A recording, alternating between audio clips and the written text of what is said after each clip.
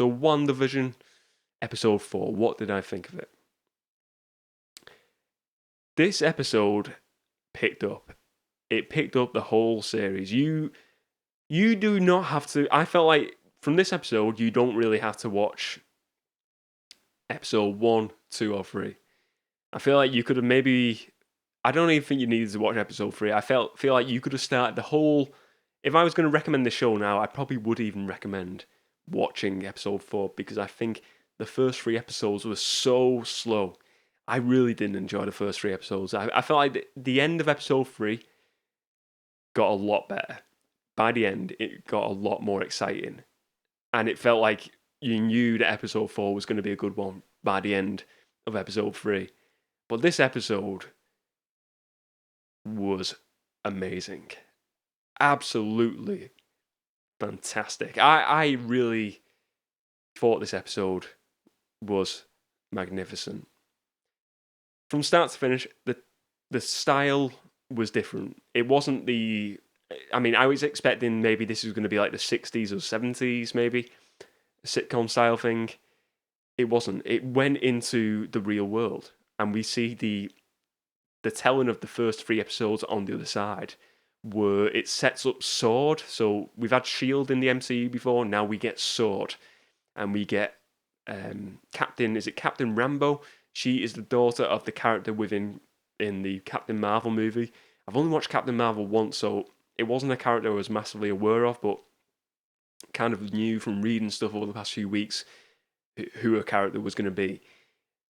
So we see this character Rambo, and she wakes up in the hospital just after everyone's come back from the snap, and they call it the blip. Now this is what they call it, the blip.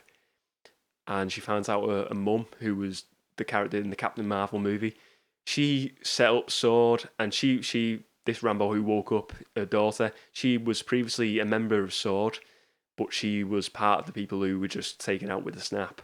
She wakes up in hospital, finds out her mum's died. She goes back into work, and then we see, is it Jimmy Chu, who is the character within Ant-Man 2?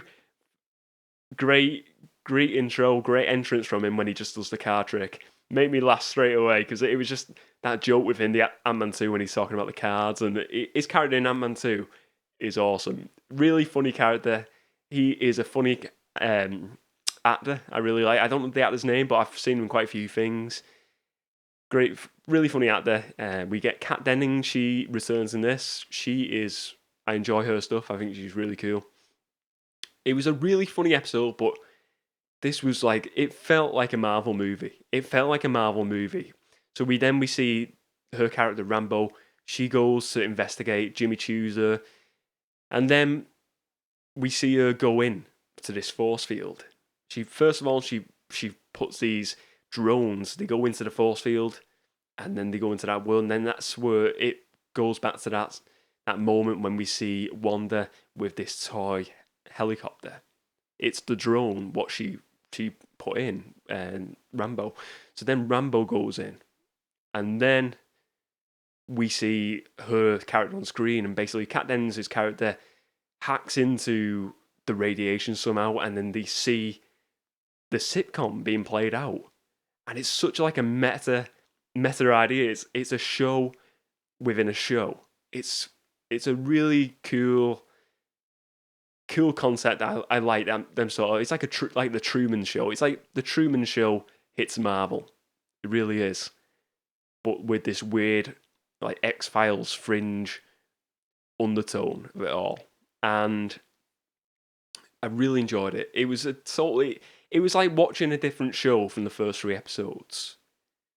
And we really see where this story's going now, and we see what the story really is. We see by the end of it that Wanda is the one who's the architect of all this. She really is.